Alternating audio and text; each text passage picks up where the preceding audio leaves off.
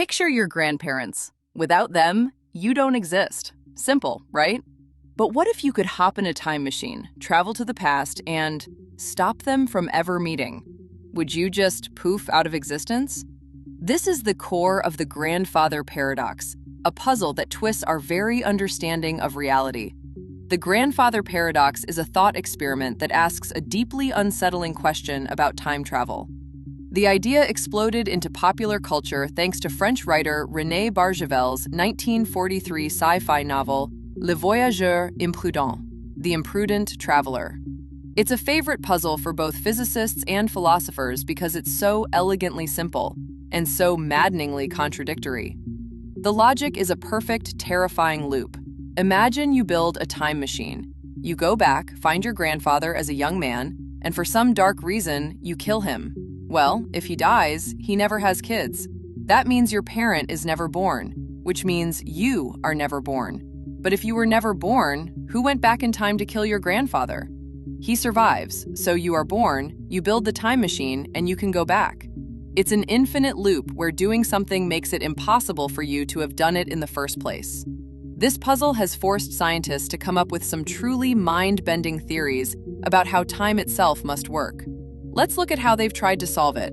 The first, and maybe the tidiest solution, is that the universe simply won't let you. This is the core of the Novikov Self-Consistency Principle, a hypothesis proposed by Russian astrophysicist Igor Novikov in the mid-1980s. It suggests that any action that would create a paradox has, by definition, a probability of 0. According to this idea, you can travel to the past, but you can't change it. Why? Because your actions are already part of history. You aren't creating a new past, you're just playing your part in the one that already happened. So you travel back to kill your grandfather, but your gun jams. You slip on a conveniently placed banana peel, or maybe you just have a sudden, overwhelming change of heart. No matter what you try to do, the outcome is fixed. Your grandfather survives because your very existence is proof that he did. In this view, the universe is a single, self-consistent timeline that course corrects to prevent paradoxes. History protects itself. But this elegant solution comes with a heavy price. If the past is unchangeable and your actions are already accounted for, do you really have free will? But what if you could change the past? That leads to our second resolution, an idea borrowed from the strange world of quantum mechanics, the many worlds interpretation. This theory, first proposed by physicist Hugh Everett III in 1957, suggests that for any event with multiple possible outcomes, the universe splits, with each outcome playing out in its own parallel reality.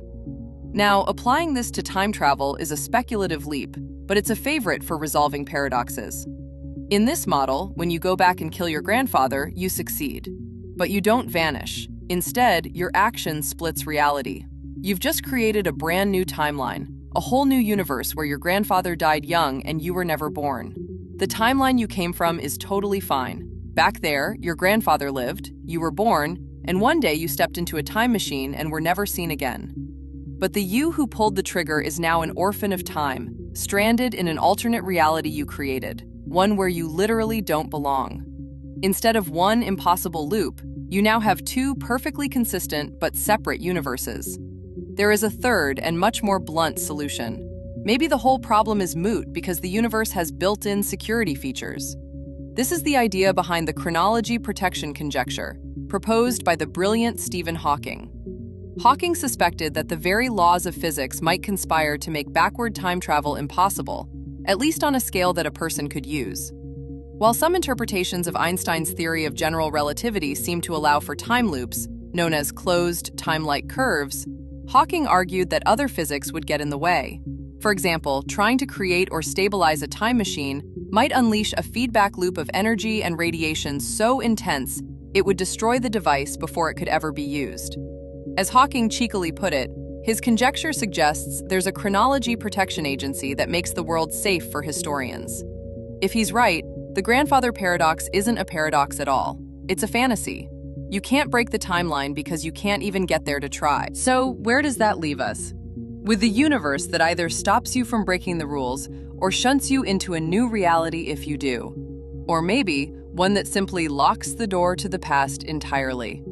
Each possibility forces us to grapple with enormous questions. If the timeline is a single, fixed story, is our sense of free will just a grand illusion? If every choice we make spawns a new universe, what does that mean for our actions and their consequences? The paradox isn't just a physics puzzle, it's a question about cause and effect, who we are, and our place in the fabric of time. So, could you really kill your grandfather? The answer depends entirely on what kind of universe you believe we live in.